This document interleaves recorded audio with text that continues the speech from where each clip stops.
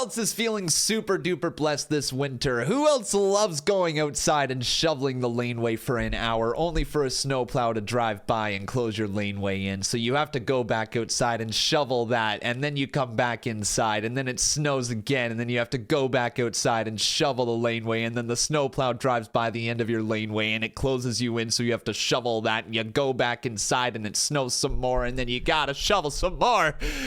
I love being Canadian, I swear, but it's been a hot minute. I hope you guys are doing well. It has been a wild start to the winter here. I know it's not really the start of the winter, but it really feels like winter has just hit within the last month and a bit, and I have been in a interesting place to say the least. I was just coming off of getting surgery at the end of December, healed up perfectly well, feeling great these days. Thank you for asking, by the way. And I'm right back up on my feet, feeling very good. And the fact that I'm able to go out there and shovel that heavy ass snow means that I'm in a pretty good position. So we're back. We're back. Once again, it's time for another episode of Conversations. I hope you guys had a great new year, a great Christmas season, holiday season. You had a great January. And here we are midway through February already. The Royal Rumble has zoomed past us. We're on the road to WrestleMania. Elimination Chamber is our next stop. And there's a lot to talk about, but I felt like I needed to come on here today and just do a little chit chat, a little update, because it has been a hot minute. It's literally been since before December 17th that we last had a solo episode of Conversations, or at least that's when I would have last recorded it. I don't really remember if it went up during that time or before. It doesn't matter. It's been a hot minute since we've had an episode of Conversations here, and I want to talk about some stuff, so let's get into it.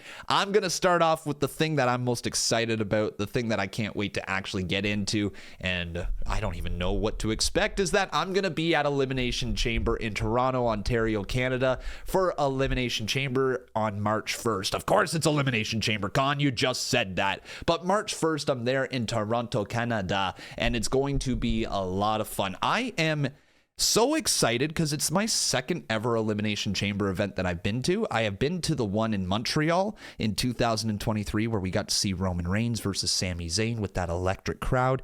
And there's just something so special about the Canadian crowds. Like, I know we had Money in the Bank last year, and Money in the Bank was fun. I enjoyed it. I had a great time at it. I thought that the show overall was entertaining, but a lot of the people didn't love the crowd. A lot of people said that Toronto was a little quiet. And this has been a conversation that has been going on in the world of wrestling for the last little bit, that the Canadian crowds outside of Montreal haven't really been all that loud. You know, Vancouver was just okay. Toronto was just okay. Like, Montreal was loud AF, but you don't really go anywhere else. I guess you sometimes go to Ottawa, but Ottawa is also not like a hotbed for wrestling. It's just kind of there. It's in such an awkward place in Ottawa. Nobody really goes out of the way to go to Ottawa, but it's going to be a really, really, really fun time at Elimination Chamber. I have my tickets. I have already bought my tickets. I have bought tickets to be on the floor, but I will say this. There is an opportunity that has come my way that I'm not able to share with all of you yet, and when I am able to share it with you, I will. But there's an opportunity that has come my way that might mean that I am not on the floor. It might mean I am on the floor. I'm just waiting. I'm playing a little bit of a waiting game right now to find out what's going on with all of that. But exciting things coming very soon here to this channel. A bunch of things that I can't even talk about. I hate that I'm starting off a podcast by saying like, hey, you know what? Con's got this thing going on. In fact, I got two things going on, but I can't tell you. I'm like I'm so blessed to be in this position, but I'm also a person who just wants to share everything as soon as it comes my way. And I know that I'm at a point that I just can't do that anymore. I got to keep things close to the chest because you never know, things fall through the cracks and all that. But like, I just want to share it with all of you. I just want to talk to you guys about what's going on in my real life behind the scenes when it comes to this whole wrestling business. It's wild how it's continuing to snowball and grow and just turn into something that I never even remotely thought it was going to turn into. But with that being said, at Elimination Chamber, regardless of what's going on behind the scenes, I am thrilled and pumped to be able to meet all of you. Back when I went to Money in the Bank in Toronto in 2024, I was so lucky to be able to run into, like, I want to say it was like 150 to 200 people, and I'm not even kidding. There's so many of you just came up and chatted with me and joked around for a little bit, took a photo, all that. And I want to say right here, if you are listening to this and you're going to be at Elimination Chamber, I love that. I love getting to meet the actual people behind the screen, because the coolest part about this for me is that I've been doing this for a long time, talking about pro wrestling, talking about content creation and all that. In fact, I've been doing actual wrestling content creation since 2016. So it's really neat to finally meet people in real life that you've seen as a username or just a profile picture online for so long. And even those that I haven't run into or I haven't had a conversation with, I like getting to meet you as well, because like you're my audience, you're my viewers, man. Like without you, there's no me doing this. I mean, I technically could be doing this, but it certainly wouldn't be my job. It's you, the viewers, who have allowed me to turn this into a career, which I'm just so thankful for. So yeah, if you happen to see me at Elimination Chamber in Toronto, where there's going to be over 50,000 people in the stadium in the Rogers Center, right? Well, hold on. Rogers Center, am I saying that? It used to be the Sky Dome. I think it's the Rogers Center, because Scotiabank Arena is, yeah, Rogers Center.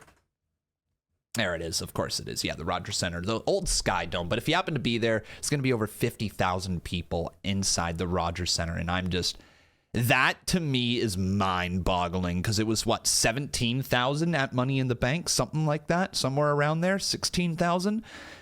That's a lot of people, man. That's a lot more people. Toronto is going to be absolutely packed. And if you don't know what it's like to be in Toronto for a pay-per-view, for a premium live event from WWE, the city just completely gets taken over by wrestling fans, certainly down and around the area where the arena is. And the cool part with Toronto is everything is kind of all down that way, right? Like there's restaurants, there's things to do. There's a place called the Rec Room, which is a great little bar.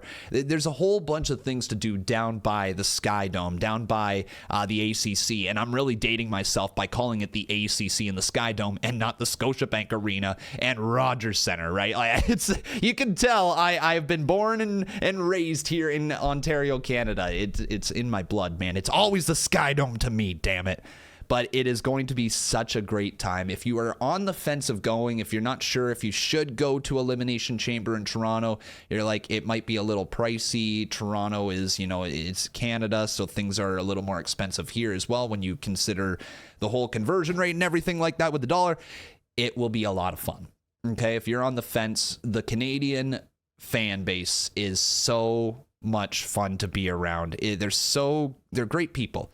There's no other way to put it. They're great people. They'll treat you with respect as long as you treat them with respect. So come on into Canada, all right? Come on up to Toronto, Ontario, Canada. Join us for Elimination Chamber. It is going to be a great time. Now, I also want to say this. If you're down in Toronto for Elimination Chamber and you're a content creator yourself, by all means, hit me up. Let's figure out something to do. I'll be down there from Thursday until the Sunday, so lots of time to create some content. I'll be all around the city, so let me know if you have some cool ideas. Hit me up. Let's collab, all right? Okay, now that we've covered Elimination Chamber, let's talk about WrestleMania, the season of seasons for wrestling fans. And first and foremost, I've seen a lot of people talking about WrestleMania this year being like, it's not this exciting, this year's WrestleMania is not as thrilling. I don't think it's going to be as good and blah, blah, blah, blah, blah. It's WrestleMania, all right? It's WrestleMania. It's 2 nights of some incredible in-ring action, some great stories, and we have 10 weeks to go before the show of shows. We have a whole other PLE before we even get there. I think there will be more of a development and the card will start to take form and people will be very, very excited for the card once it is fully announced. Whether that means we're getting a couple world championship matches that don't involve John Cena or CM Punk, or if that means Cena or Punk are involved in a world title match or whatever else goes down. I have full faith that this year's WrestleMania is going to be must-see. It might end up being one of the most underrated WrestleManias of all time, which is crazy to say before it's even been built. I think there's one match announced on the card, like what, Jey Uso versus Gunther for the world title. That's it. That's the only match announced so far, I'm pretty sure. So we've got some time. I'm really not all that worried. And we'll get into some of your questions here in a little bit because I did ask you over on Twitter to submit them. But right now, what I also want to talk about is I want to talk about a cool thing coming up on our channel that we are repeating from last year, kind of. If you watched the channel a year ago, and if you found the channel a year ago, you probably found it during our WrestleMania Subathon. So last year, what we did is at the very start of April, I went live for the entire month of April.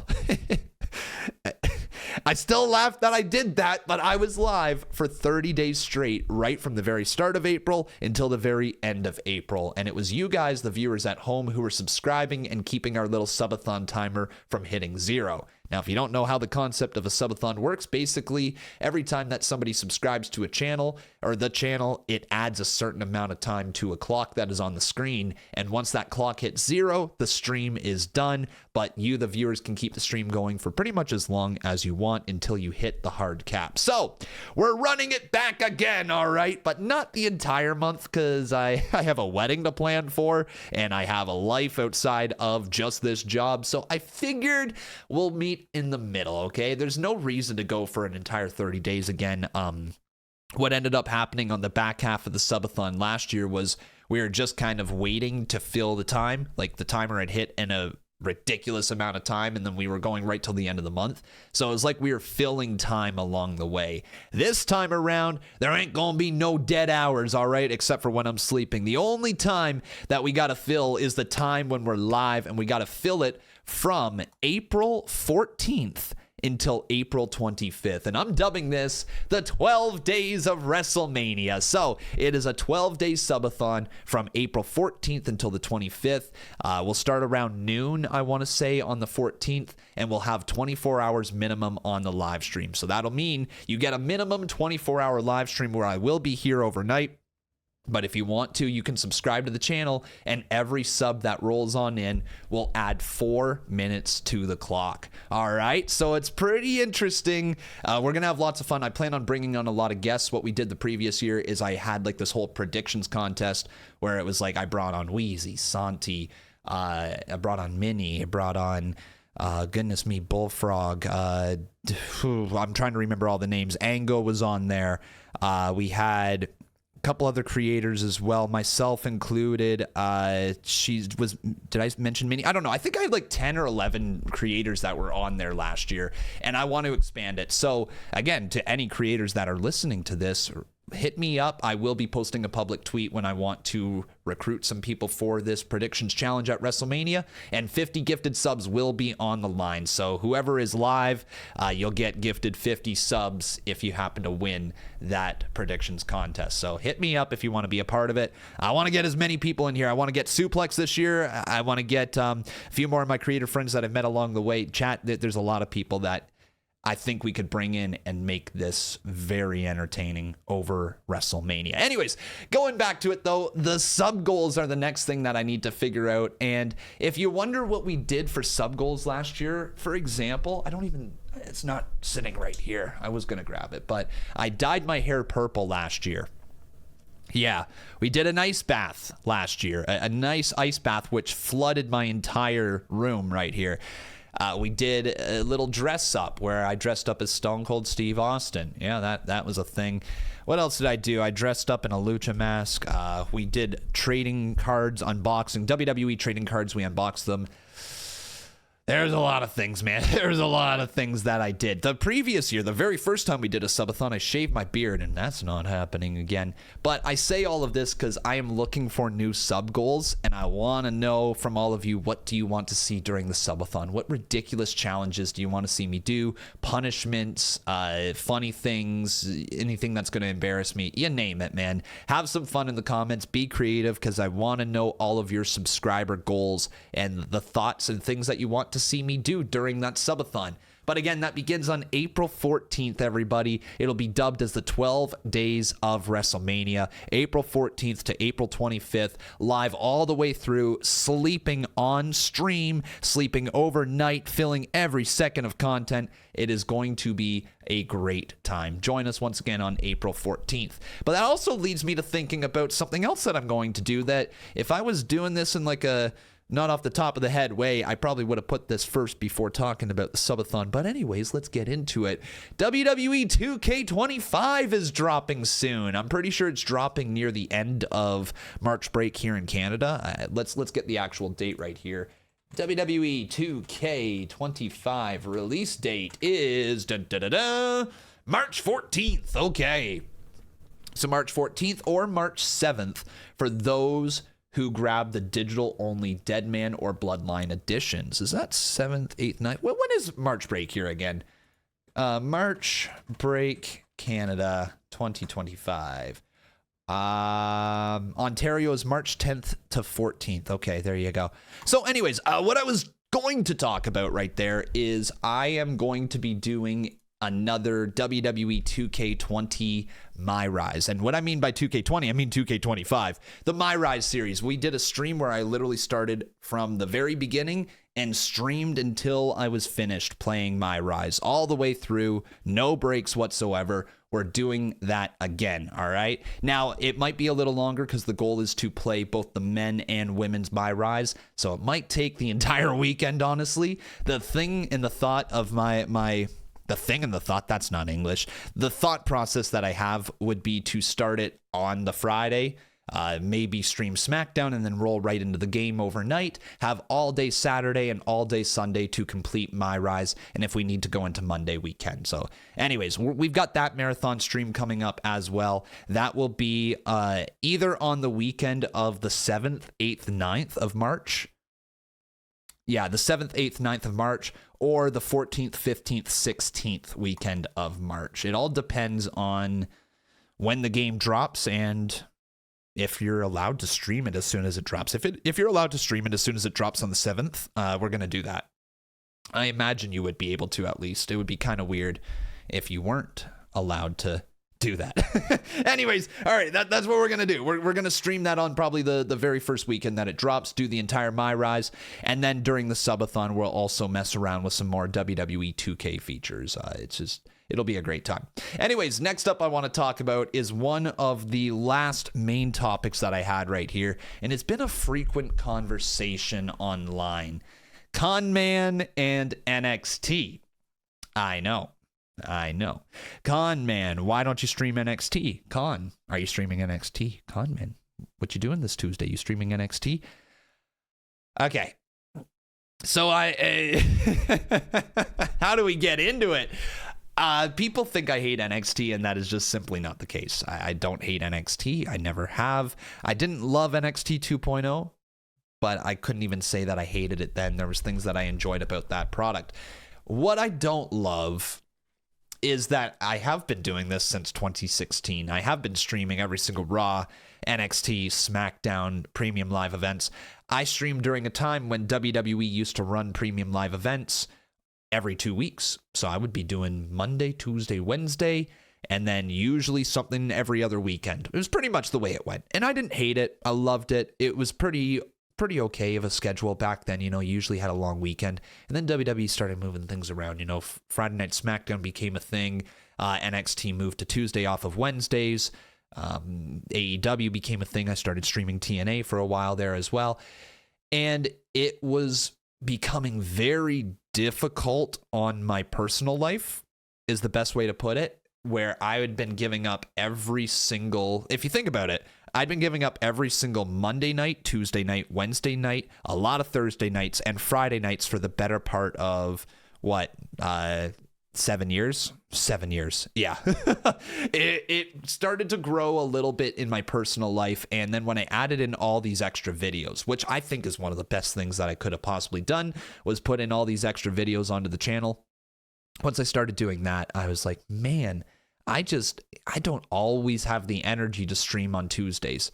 That's just the truth, is that I don't always have the energy to stream on Tuesdays. And I don't always have the drive and the want to stream on Tuesdays. And it's not from me not enjoying what I do. It's something I got to get over and I got to get past. But right now, where I'm at in life, man, that extra little breather on Tuesdays is sorely needed. It really is. Between planning for a wedding, between managing a relationship, between managing this channel, and of course trying to grow behind the scenes as well with just different ventures into business. It's been a lot. It's been a lot, and I love what I do, but that is why Tuesdays have been more so like, hey, not streaming, not tonight, right? Also, the truth is that I've also had a lot of things just come up on Tuesdays where, like, my sister graduated, or actually not graduated, sorry, she got into teachers college just a couple weeks ago, and my aunt was visiting from British Columbia, Canada. So, like, that's kind of a special deal. That's why you go and you go out for dinner with your family at that point, because you're seeing somebody you haven't seen that often, and then you're celebrating your sister getting into teachers college, which is a big freaking deal for her. She's worked hard for it. We wanted to celebrate, right? And like, there's other nights where we've had moments where it's just like we need a night to go out and grab some dinner and just chill, because Becca's job, she's a teacher, right? She's a teacher, and kids are assholes. There's no other way to put it. So there's a life that's been going on. Now, that all being said, I am working towards getting back to NXT. I really need everybody to understand that it is not my intention to stop streaming NXT. It is not my intention every week to cancel the streams when I have been, because when I say on Monday night I fully intend on streaming NXT, I fully intend on streaming NXT. But sometimes come Tuesday, hey, Von Wagner, let's go. It's not always there. That drive and that want to stream on Tuesday night isn't always there. But you can also thank me, because every time I don't stream NXT, something damn big happens. Like, we got a returning Fandango 2 weeks ago, and then we had freaking Ricky Starks show up on NXT last week. So, like, the truth is I just need to start streaming NXT, okay? Like, I know good things happen on that show. I know big things are going on in the world of wrestling. Khan needs to get back to NXT, so I'm working on it. It's coming back again. I will return to NXT. But as I mentioned earlier, I did ask you over on Twitter to submit any questions that you had for the Q&A right here. And we're just going to do a mini Q&A. But I didn't really want this to be about pro wrestling. I did include one pro wrestling question towards the end. But this was just more so questions that, you guys had for me. And the first one that we had right here was, when I started making content, did you ever think that you'd get so popular that WWE shows your reaction clips on episodes of Monday Night Raw? And how did you feel when you first saw that? So the short answer is no. No, I did not expect WWE to ever share my clips. The crazy part that people don't know is that this recent sharing of clips isn't actually the first time that this happened. WWE tested the waters with this back at WrestleMania. Oh, what was it? Okay, here it was. It was WrestleMania 38 that I'm talking about. And WWE featured some reactions from people in the community way back then at WrestleMania 38. And it wasn't the very first time that I was featured on TV on Raw. It was literally here on WrestleMania 38, there we are. Let's go. It was literally WrestleMania 38 that I was featured for the very first time from WWE, which at that point, that was bonkers, dude. That was something that hadn't been really done before. WWE had never really used reactions from viewers on camera, like on their actual show, let alone WrestleMania. So that was damn cool, man. So how did I feel with that? I'm shocked. I was live when it happened. I was in front of my people, and everybody saw. Everybody saw that we were on TV. It was freaking dope, but it was quiet after that for a long time, right? WWE didn't really bring on any reactors for a long time until, I want to say, just last year was really when they started bringing people on. There was like a whole bunch of compilations throughout the year of just different wrestling reactions, which is very, very cool. I'm glad that WWE does that. And I'm glad that they're also starting to incorporate different reactors onto their screen as well, because there's a bunch of us watching wrestling, not just a select few, right? So did I ever think that my reaction clips were going to get popular enough to be on TV? No, not even in the slightest. Dude, I started making Minecraft videos in 2012. That's how I got my channel started. It wasn't because I was like, hey, I'm going to talk about wrestling and this is going to be point A, point B, point C, point B. D? Alphabet con? Let's try that again. Point A, point B, point C, point D right there. It wasn't like I have this plan for how to get to where I'm at right now. It all just kind of happened, right? I started as a Minecraft content creator, morphed into pro wrestling in 2016, started streaming my reactions in 2016. That was well before the wrestling reactions blew up. That was well before even clips were a thing, right? Like, people couldn't clip it to TikTok before then. There was no such thing as just clipping the show. Now it's all about the clips, right? Which is a great progression right here to our next comment. If I can find it right here, here it is. So also says, is that his name? That is just part of his name. It says Jose on the air. All right, Jose. He says, what has been more valuable with creating reactions content for growth, streaming or sharing clips? And here's the thing. You can't really have one now without the other. If you have just clips of the show, then what's the point? People don't really know where to go and watch you after that. And if you only stream, there's no way for people to just find you, right? You essentially have to be doing both. You have to have clips out there. You got to be posting on like Instagram, on TikTok, on YouTube Shorts, on Twitter, on Facebook Reels, right? You got to be posting everywhere in order to get your name out there. And hopefully then people in turn will see your clip, wonder what your content's all about, and go to your YouTube page or go to your Twitch page. You really can't just clip the show. And like, a lot of people do think that you can just clip the show and it's going to get you some views and you might end up on Monday Night Raw or something like that. And if that's the case, awesome, right? Amazing. But if you want to turn this into something more, you're going to have to do the whole shebang. You can't just pick and choose anymore. It's not just like you go to a buffet and say, I'm only going to have chicken balls today. All right. No, you need a little bit of everything that's up there. You need some veggies on your plate, okay? You need a little bit of like either some pasta or some noodles of some sort, whatever, right? You need something else on your plate. You can't just have one single thing anymore. You can't put your eggs all into one basket. And like, the TikTok ban was very obvious as to why you can't just do that anymore, because if TikTok actually did get banned, my goodness, like, the amount of people that were out of a job was ridiculous. And that's the reason why that I started to expand where I was posting, right? I started to expand to post onto YouTube a lot more. I do daily wrestling videos now, right? We don't just post once a week, or we don't just stream anymore. It's every single day, and I don't miss a day. It's been over 250 days without a missed day of a video, which is just insane to me.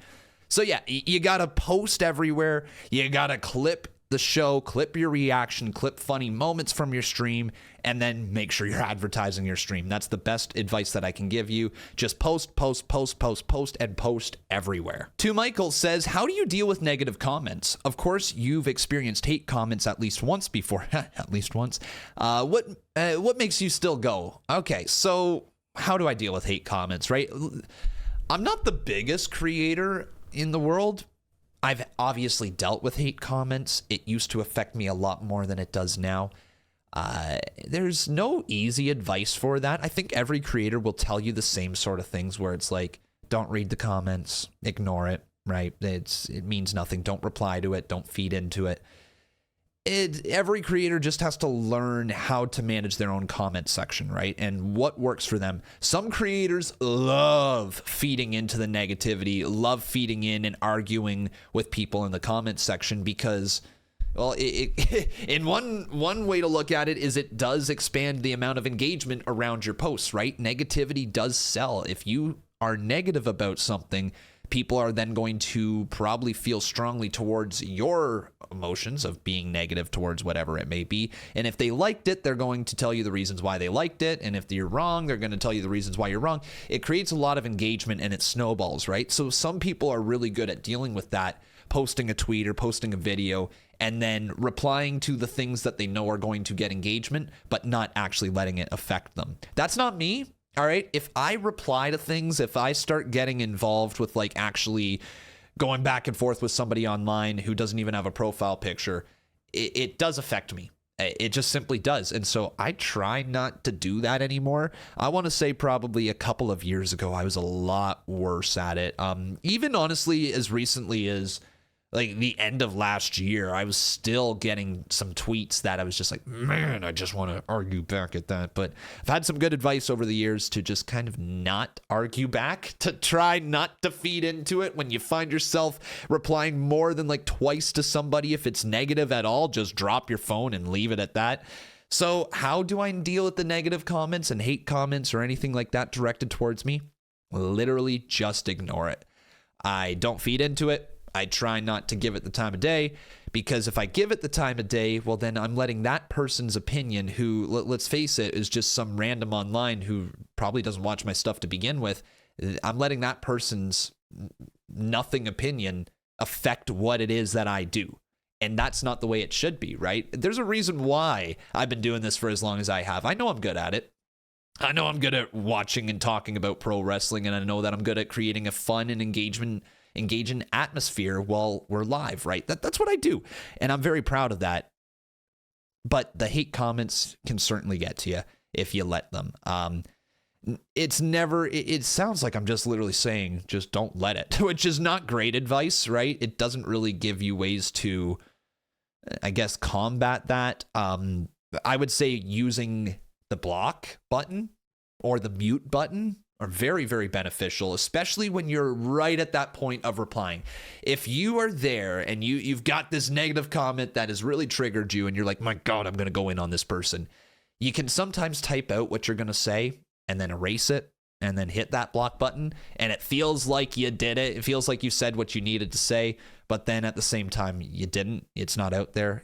You're not arguing with Johnny496 on Twitter, right? You're just drafting it and leaving it at that. So it's probably the best advice that I could give for you, is just try to move on. Try not to let it affect you. If it does affect you, just be conscious of how much it's affecting you and how much you're leaning into it. If you're replying like you're 15, 20 messages deep in a Twitter thread, you're probably putting too much time into it. Jay over here says, what are my thoughts on the new LFG and WWE Evolve shows coming out? I think it's going to be awesome, and it's going to give us a good taste of the talent we will see in the company. Dude, LFG looks fun. LFG reminds me of, Tough Enough, the early days of Tough Enough. Gunther going off on that poor girl reminded me of when Triple H went off on that one dude way back when in Tough Enough. It's going to be a fun watch, and I actually am looking forward to seeing what it's all about. It's an interesting concept. I don't know how much is going to be like real because it's pro wrestling, right? It's reality TV. I don't know how much is like, hey, we want this person to be a star of the future, so we're going to make them look really good on this show. It might be something like that, but I think it'll be at its best if it's raw and authentic. And from the clips we have seen so far with that one dude arguing with Bully Ray, I think there's a chance for it to be raw, unfiltered, and authentic, and that's what I need from LFG. So if it's anything like that, I am so here for it.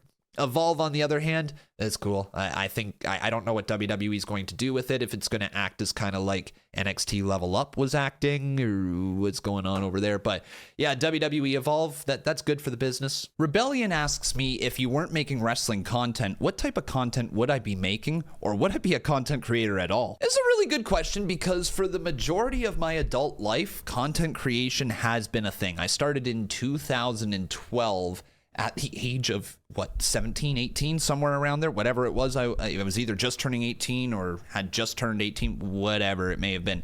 I've been doing it for a long time, so the world without me creating content feels very weird to me, right? Like, I don't really know what I would be doing if I wasn't doing exactly this. I have some ideas what I would be doing. Do I think it would be content creation? There's still a chance, right? There's still a chance I could have gone in a different niche. There's a chance that I could have gone in the direction of continuing down gaming, or doesn't seem likely that I would have continued down gaming, or maybe start talking about hockey. I love NHL. I certainly chatted about it a little bit back in the day. It's what I originally thought I was going to go through school to be. Like, I went through sports management for 2 years at Brock University, and then I went through broadcasting at Niagara College for a couple of years after that. And I thought maybe I was going to be like a sports broadcaster of some sorts. And if I wasn't going to be a sports broadcaster, then maybe I was going to be an online personality for sports, which is what I kind of ended up doing, right? I took the experience that I had from school. I took the broadcasting and the sport management experience that I had, and I put it all into this YouTube channel. And like, I really don't know if there was another path for me, because like I was in radio at broadcasting, and so I was literally learning how to speak into a microphone, how to produce a radio show. I literally produced my own weekly country music show while I was there for 8 weeks. It was a fun time, man. I learned a lot. So I don't know if there is another path for me that isn't in some sort of form of broadcasting. I really don't, man. It's a tough one to say that I would have been doing anything else. My dad owns his own property management business. I was probably like, I worked for him since I was 12 years old, minus like a few summers there where I worked at a provincial park. I may have taken over the business. You know what I mean? Like that might have been a direction for me. It probably would have been something he would have liked for me to do, but it's just not my path, man. I was born to create content. That's how I feel. That's how I truly feel. Am I going to be doing any more multiplayer games with Santi? Well, I try to convince him to oil up. That is like the last thing I actually want to see is an oily Santi zap. I do not want to see that. Are we going to do more multiplayer games, though? I think so. Yeah, we played our very first multiplayer game last night. Thursday night, we played some Portal 2. It was a fun time. The dude's a bit of a jerk, but you know, he's all right. He's all right, I guess. We're gonna play some more games in the future. I'm pretty certain of that. We have Alex over here asking me if I could interview any current wrestler on my channel, who would I pick? And I don't think this is gonna come as a surprise, but it would be Sami Zayn. Okay, it'd be Sami Zayn, the Canadian right there. I'd love to interview Sami. I'd love to. So there'd be so many cool things that I'd want to ask him. I want to talk about his upbringing in Montreal, well, I guess Laval, Quebec, and like what it was like with the wrestling independent scene over there and coming up through the Canadian wrestling scene the way that he did. I'd love to hear more about his time as El Generico. I'd love to hear about, obviously, his run in WWE, his run in NXT, which was something that literally made me a hardcore wrestling fan today, and his call up in Montreal. I want to talk about every big moment that he's had. Like, I would love to pick his brain for an hour. And last question, this is actually wrestling based. Do you think that they should bring back title matches in the Elimination Chamber? I miss seeing a title being on the line, even if it's a mid-card title or the tag titles are on the line in a chamber match. And what I love about the Elimination Chamber right now is that it feels like everybody's last-ditch effort to get to WrestleMania. I like that the titles are not on the line anymore in it. What happened there for a little bit is championships were being put on the line in Elimination Chamber matches, and then nothing was coming out of it. I think of the United States title chamber match, right? I'm pretty sure Austin Theory defended his title there. You had all these people who could have maybe benefited from becoming champion over Austin Theory, and they just went with status quo because they're like, well, it's just a bunch of mid-carders here, right? So it's... I don't love titles being on the line in the chamber unless it's a world championship. To me, it makes it feel bigger. I can get behind the idea of a tag title chamber because the tag titles are the biggest championships that are available for a tag team, right? Like that to me makes sense. I understand why that would be inside of a chamber. The mid-card titles, I feel like it makes sense, but it's a better feeling trying to have people qualify to go to WrestleMania with their last-ditch effort, throwing the biggest superstars that you possibly have available who don't have a WrestleMania match yet in there, and making them all fight to try to go and fight for the other championship that the Royal Rumble winner didn't pick. That, to me, is a great idea.